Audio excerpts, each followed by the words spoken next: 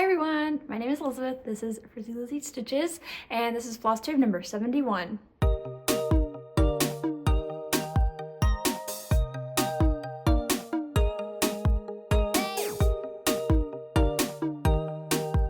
Hello! So today is January 24th, 2025, and I have another Flosstube update for you. Sadly, I think this one is going to be a little bit more heavy, well not sadly, it's going to be a little bit more knitting focused than cross stitch focused because I worked on 3 cross stitch projects, but one of them was my secrets swap project, and that was what I spent the most of my time on. So I only have 2 other cross stitch projects to show you, but I also have like 4 knitting projects to talk about. So if you like knitting, then this will be a great episode for you. But I don't want to waste any more time, and we'll just get right into the cross stitch. Okay, so obviously I'm not going to show you my secret swap. So I'm going to show you the other project I worked on, which is Skipjack Sampler by Ardith Design. And this is what this project is going to look like. And this is what it would have looked like last time I showed it to you. And this is what mine looks like now. So between now and last time I stitched 1,234 stitches. So I finished out this star, did a lot of the letters, and then I did this whole left side of the sail. And I love these colors so much. I'm not using any of the called for, I don't know what the called for fabric is. I just chose this purple color. This is Fiberlicious Yummy Fibers 36 count linen in the color I Lilac You a Lot, which is the same fabric that I stitched Reflections of New Orleans on. And then I'm stitching it with a Roxy Floss Co conversion. This chart does call for, I believe, Forbidden Fiber, but I started this at Stitch North, and Evertote hosts that event, and so they have basically all of the Roxy Floss to pick from. So I was able to create conversion with my friends Lauren from the New Hampshire Stitcher and Shiloh from Stitch MD. And so we're all 3 using this same color conversion. And then Liz from Elizabeth Ann Can Stitch, she's also stitching this project, but she's using the called for Forbidden Fiber. And hers is really cool because she's doing hers on a light purple fabric. And so she switched out the light blue letters for dark purple, and it looks so cute. So anyway, my goal for this is to get it complete before I go to Stitch North this year, which will be like the first weekend of May. So I split up the stitching, so I need to do like 1,234 stitches for the next 3 months, I think. And then this will be done. So yeah, I'm using 2 strands of floss over 2 linen threads. And I just love this Roxy Floss Co conversion so much.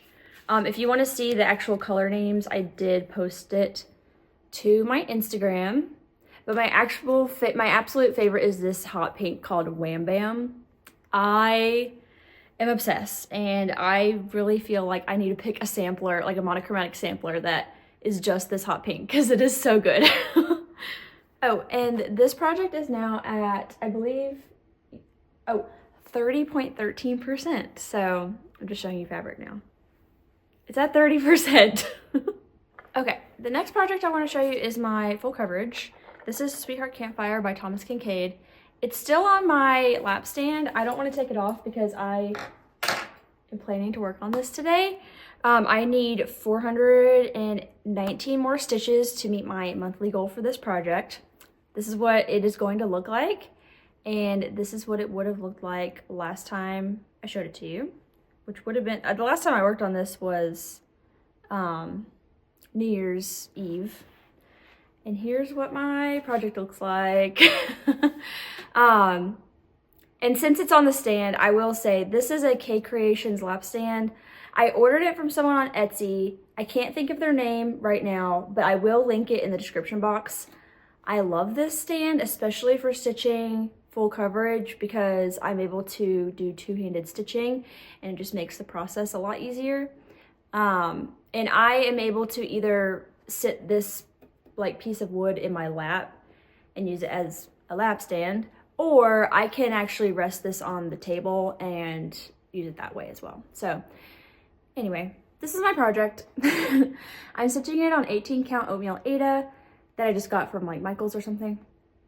And I'm using all the called for DMC, and I am stitching it in a diagonal.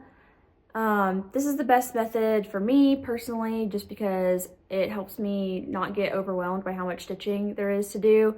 I feel like traveling makes me a little bit anxious just because, number one, I don't want to accidentally count wrong, and number two, there's so many places that you could travel that I get a little bit decision fatigue. So this is a lot easier for me and a lot more meditative to just do it in a diagonal pattern.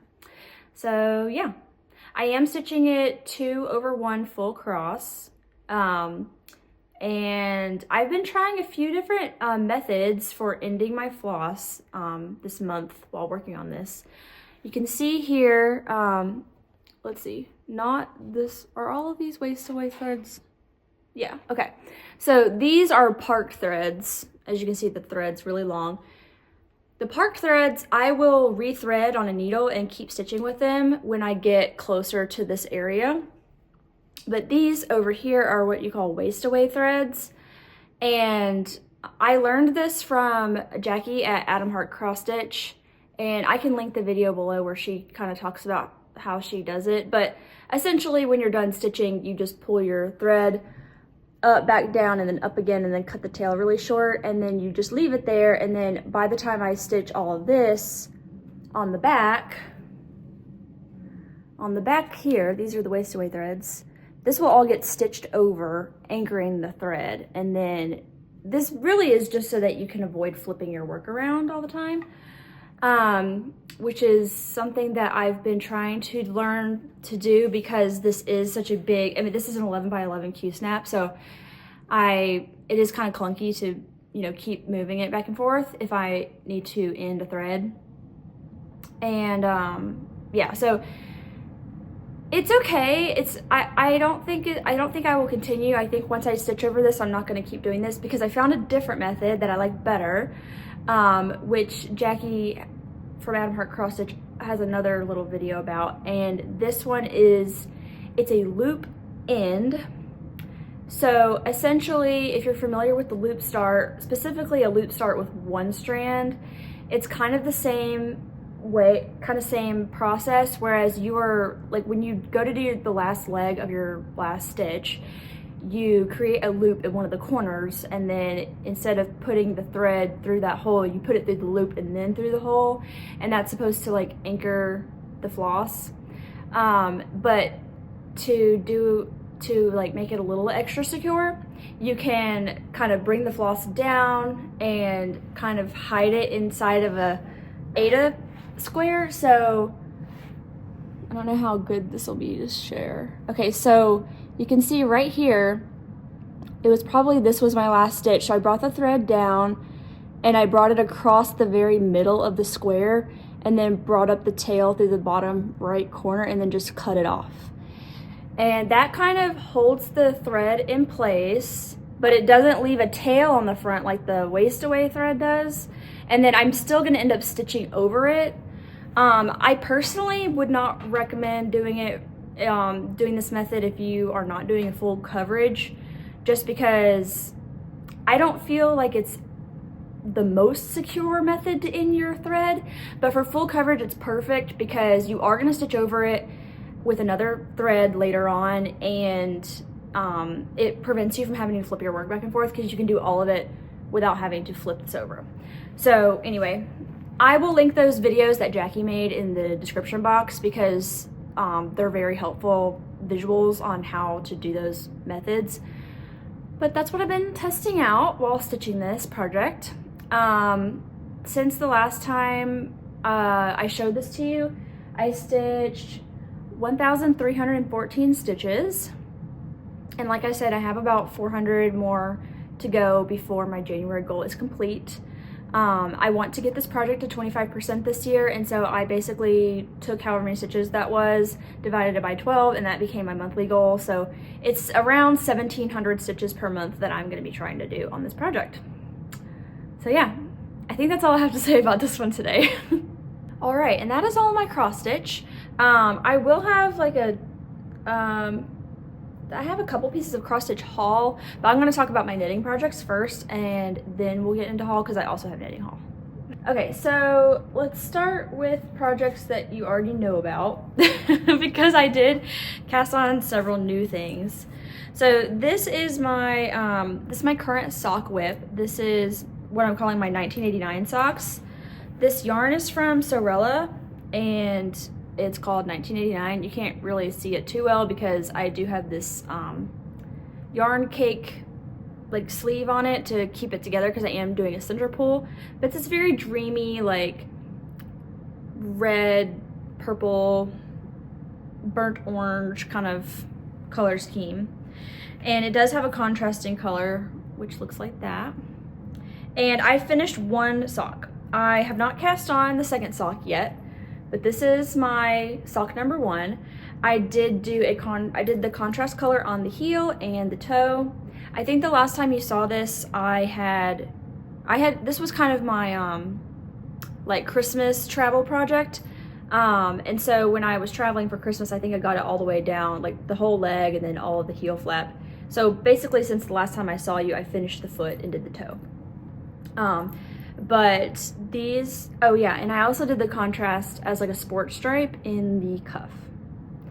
So yeah, anyway, these are just a vanilla sock pattern that I'm using from Crazy Sock Lady. I knit this mostly on 9-inch circulars. I did use my like a larger circular needle for the heel flap and the toe. I cast on 30 stitches, and yeah, that's kind of all the details, I guess. I do have all my markers on here. I do the same method that Crazy Sock Lady does, where she puts a marker every 10 stitches. This is to help make sure your socks are equal. But I just need to cast on sock number 2. So anyway, they do fit pretty well. They are a smidge big, so I think I might have knit the foot a few rounds too long, but I'm not really concerned about it because I've never washed my socks in the washing machine or the dryer. However, Kay from Crazy Sock Lady says she puts all of her socks in the washer dryer and she's never had a problem.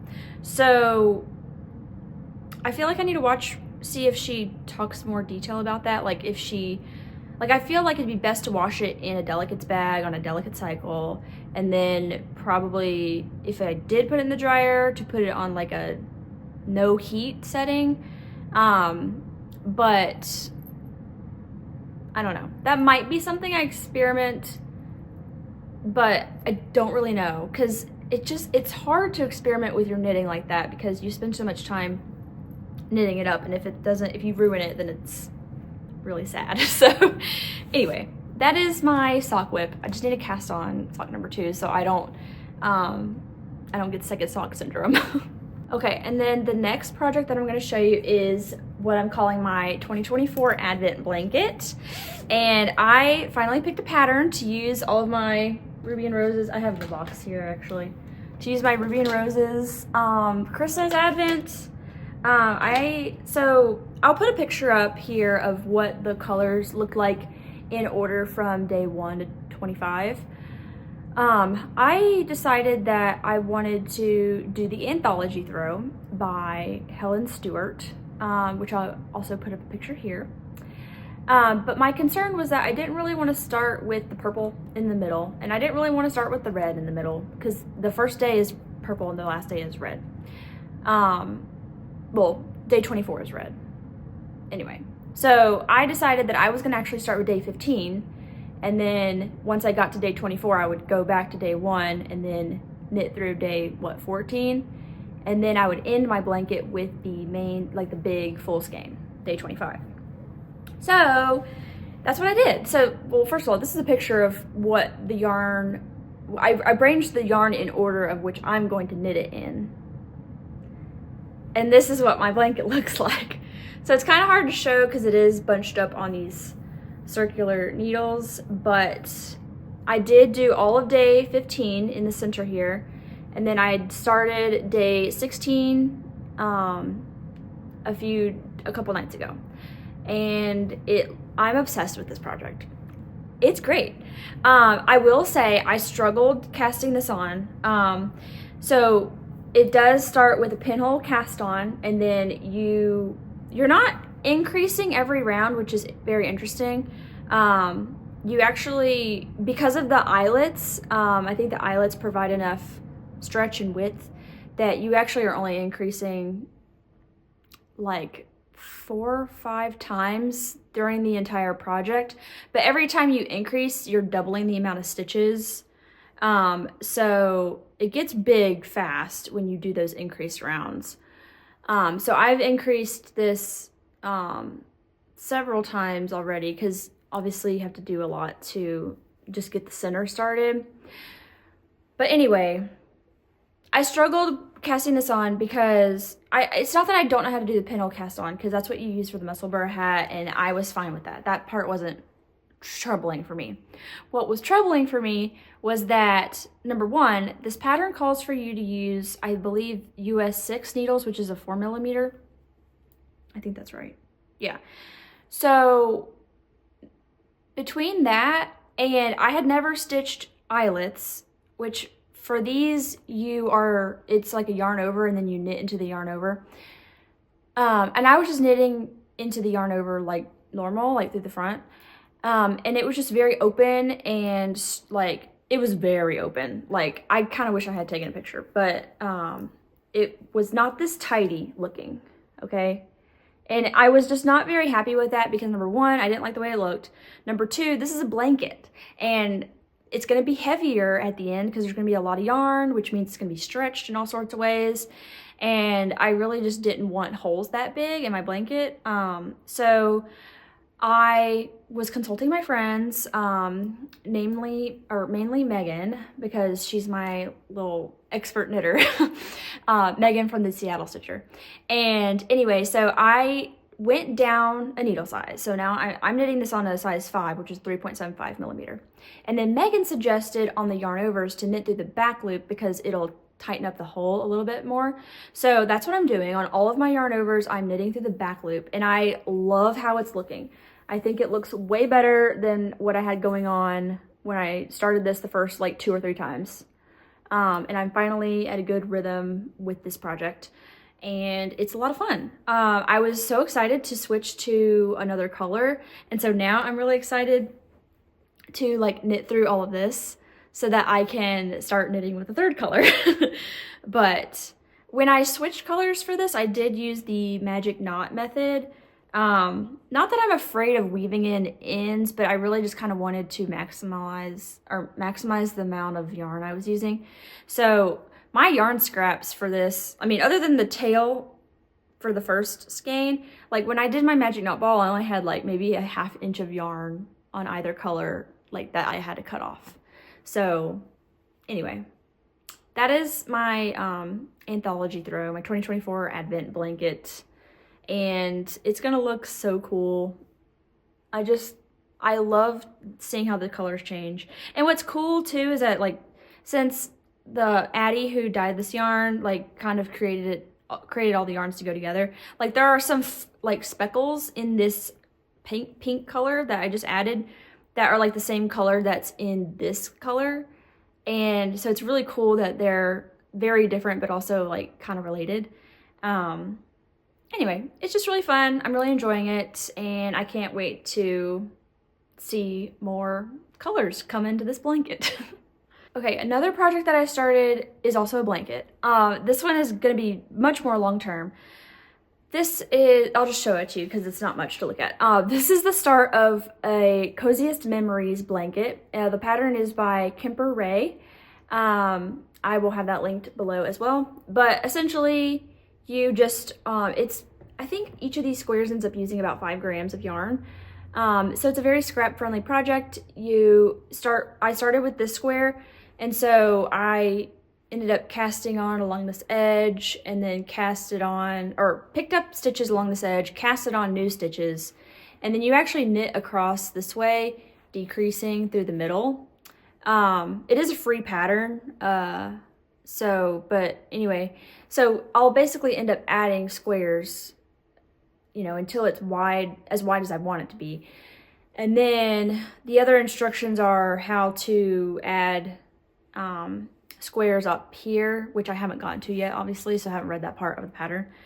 But these 2 yarns are from the first 2 pairs of socks that I made, which is fun. So after I'm done, well, I have several other leftover yarn cakes from socks that I've made. I want to include all of those in this blanket, and I need to weave in these ends as I go so that I'm not saving that to the end. But anyway, it'll be fun. This is fingering weight. I'm knitting it with size 2 needles, I think.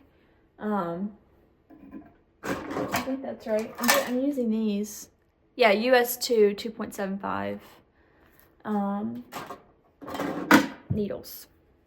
So anyway, whenever I just feel like I want to knit with a random color, I've been picking this up. So obviously that's only been twice. Okay, and the last knitting project that I want to show you is like kind of started, but not really.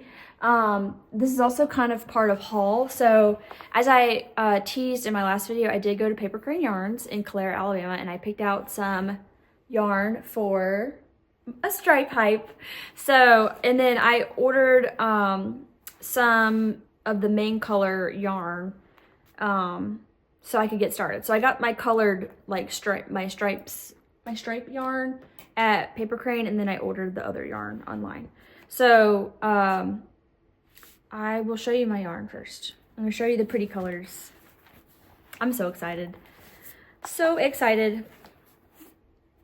So this was technically a birthday present. So, which I'll get into life events, or life updates, but I did have a birthday, so yay.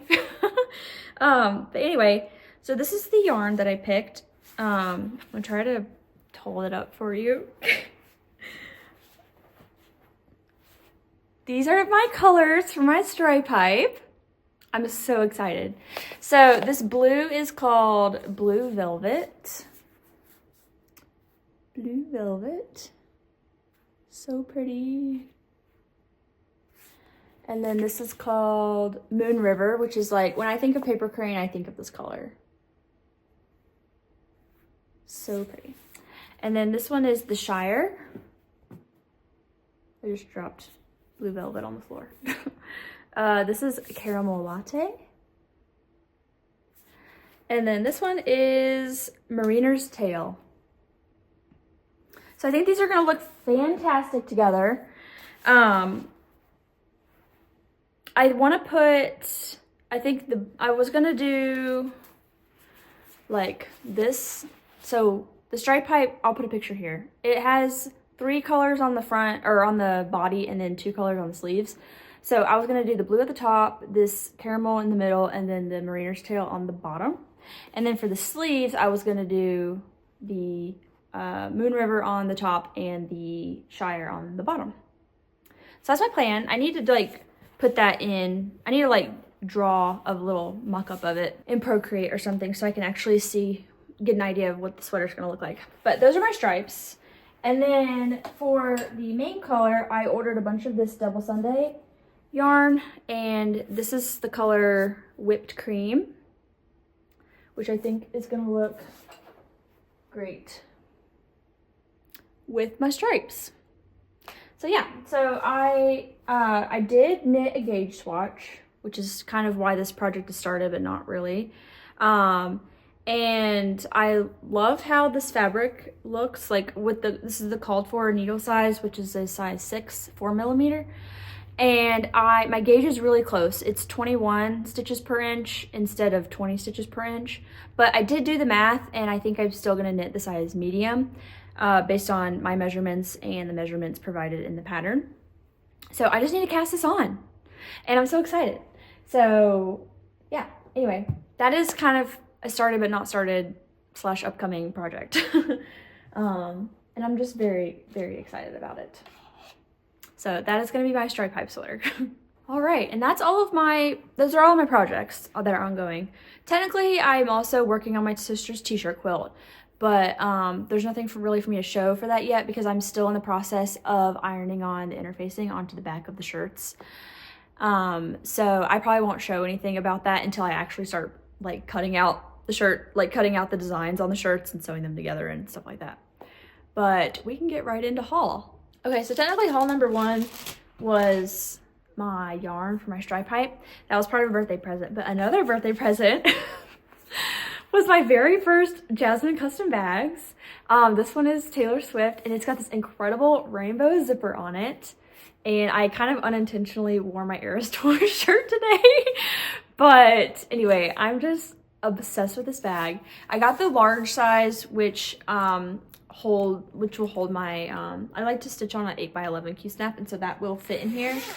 But I just love this rainbow zipper. It's got this like black little cross pattern on the inside, and then there's a pocket on the front, which is so funny because when I, like, obviously I've known about Jasmine custom bags for a while, but for some reason I thought that this pocket went like all the way down to the bottom of the bag, and it doesn't. It actually stops like right here. So that's actually really nice, because then I feel like you're not gonna lose stuff. Like if you put smaller things in here, like scissors or extra needles or stuff like that. But yeah, I'm obsessed with this bag. And I haven't put anything in it yet because I'm trying to decide what, I'm trying to decide what projects to put in here. It's definitely large enough where I could put multiple projects in here. I think I might put the token and a sampler garden in here because they're both very big and we're gonna be going on for a long time, and I want every excuse to pull out this bag. So anyway, I'm so obsessed. Thank you, Jen. And then my other haul is some fabric from the Stitch Me. I ordered this part of her, she had like a Valentine's, like red and pink ready to ship drop a few weeks ago, or last week. And anyway, I got toe beans, which is a brand new color, and that is looking so washed out. There's a bunch of snow outside, and so the lighting is very interesting, but it is very, very pink. It's even brighter in person. Like it's not neon, but like it almost feels that way. Like this is pretty close, but just it's brighter. It's like more in your face. But anyway, it's gorgeous. I love it. Have no idea what I'm gonna stitch on it, but it doesn't matter because I wanted to add pink fabric to my stash. So I think that's all my haul. Yeah, just those, well, the yarn, the bag, and the fabric. So let's talk about plans. All right, so my plans are nothing new. So in my WIP parade, I talked about my Sweet 16, which are my 16 goals for 2025. And I kind of feel, and I'm gonna try my best, hopefully I remember to do this every Flosstube, but I kind of want to put up my little Sweet 16 board and kind of show you an update of how it's going. So here's my board with my updates. I've started on 2 of my goals, that being Skipjack Sampler and Sweetheart Campfire. As of tomorrow, or maybe this afternoon, I will have started on the Greenhouse of Oddities goal. So that's how that's looking right now. And particularly for January, I have about 420 stitches left on Sweetheart Campfire, and then I have 1,200 stitches that I'm trying to do on Greenhouse of Oddities. So those are my remaining stitching goals for the rest of January. As far as knitting goes, I want to keep working on my Advent blanket, and I want to cast on my stripe hype sweater. And then, yeah, that's actually it. Those are my goals.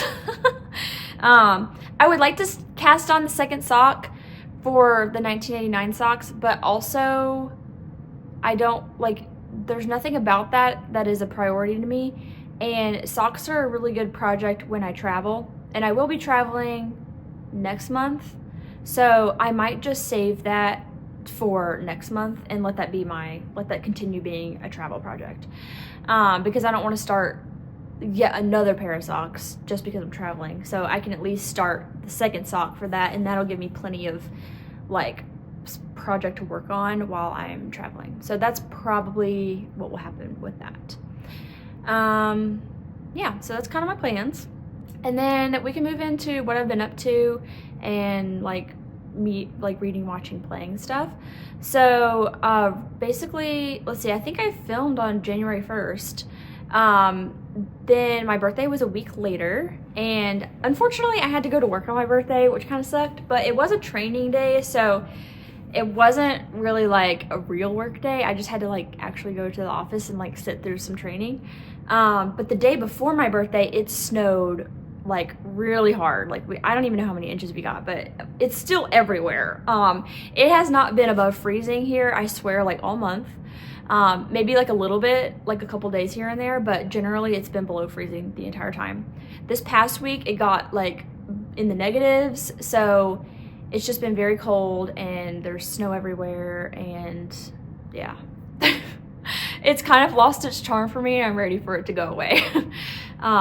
It's pretty when I don't have to go anywhere, but I do have to go places, and so it just becomes a little bit annoying. But anyway, so that's kind of, I guess, the weather update. But as far as my birthday goes, I had a great time. I, you know, got some stitchy, like crafty stuff for my birthday. And Bobby and I kind of celebrated a lot of my birthday the weekend after, the weekend after. And we went to a ramen restaurant around here that we hadn't tried before that was really yummy.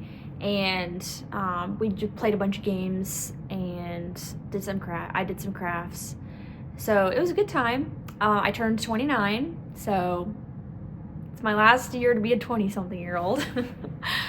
Which frankly I don't really care about. I feel like, not that I'm excited to be 30, but I feel like the 30s are gonna be great.